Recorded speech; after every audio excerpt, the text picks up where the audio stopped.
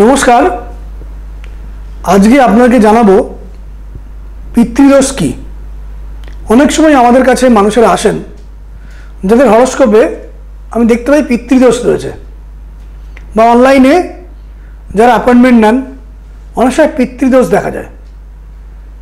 এবং এই পিতৃদোষ থাকলে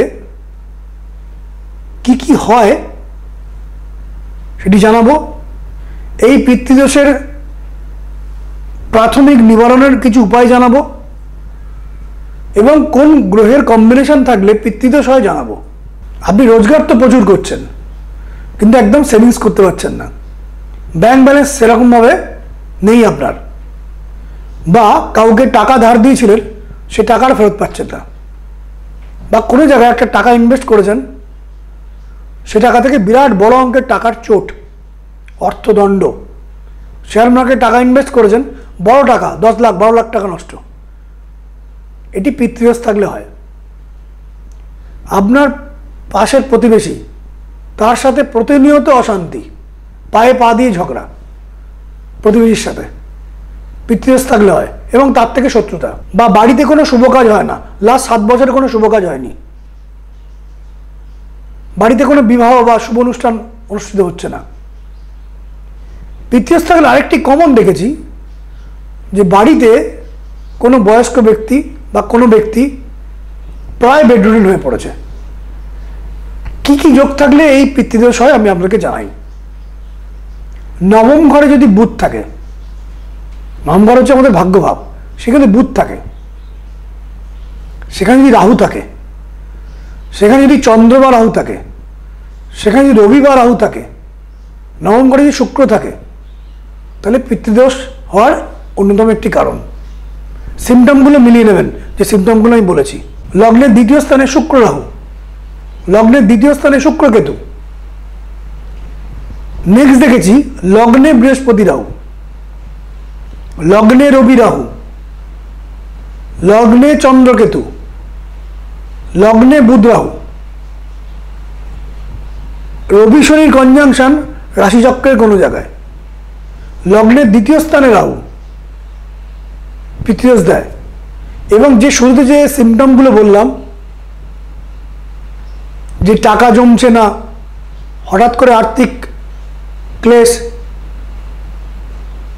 সারাদিন বাড়িতে অশান্তি, বাড়িতে ঢুকলেই অশান্তি, প্রতিবেশীর থেকে ট্রাবল, বিবাহ হচ্ছে না, সন্তান হতে বাধা, বা সন্তান বহু অর্থ খরচা করে মেডিকেল ট্রিটমেন্ট করে সন্তান হলো, তাও সন্তানের শরীর স্বাস্থ্য ভালো না, বা কিছু ক্ষতির সম্মুখীন হচ্ছেন আপনি সন্তানকে নিয়ে, এটি পিতৃদোষ থাকলে হয়।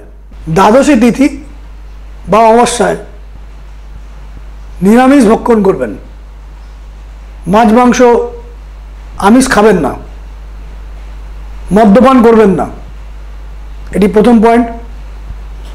দ্বিতীয় পয়েন্ট, প্রতিদিন চেষ্টা করবেন একটি রুটি নেবেন, একটি রুটি নিয়ে অর্ধেকটা রুটি মিনিমাম গরুকে খাওয়াবেন, বাকি যে অর্ধেক অংশটা কুকুরকে খাওয়াবেন, এবং কিছু অংশ কাককে খাওয়াবেন। এভাবে দুটো রুটিও খাওয়াতে পারেন। আমি একটা রুটির পরিমাণটা বোঝালাম। দ্বিতীয় কাজ যেটি, প্রতিদিন কাককে একটু পনির দেবেন। প্রতিদিন অমাবস্যার দিন কাককে অবশ্যই দই এবং ভাত খাওয়াবেন। নেক্সট আরেকটি পয়েন্ট, যেটি করলে পিতৃদোষের কিছুটা উপকার আসতে পারে, যে পয়েন্টগুলো আপনাকে বললাম, রাস্তার কুকুরকে মিষ্টি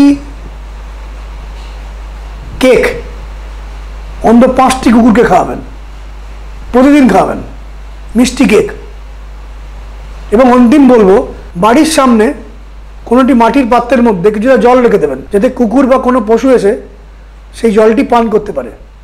এবং সেই জলটি প্রতিদিন চেঞ্জ করবেন, কারণ কিছু জল থেকে থাকলে সেখানে মশা আসতে পারে, মশা জন্ম নিতে পারে, জলটি ফেলে দেবেন।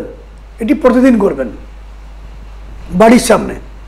এই যে কাজগুলো নিয়মিত বললাম, এগুলো করলে ধীরে ধীরে ধীরে ধীরে পিতৃদোষ কিছুটা নিরাময় হতে পারে। যারা এই ক্রিয়াগুলো করে কিছুটা উপকার পাচ্ছেন বলে মনে হচ্ছে, তারা পরবর্তী সময় আমার সঙ্গে যোগাযোগ করতে পারেন, যাতে পিতৃদোষ থাকলে সেটি সম্পূর্ণরূপে নিরাময় করা যায়।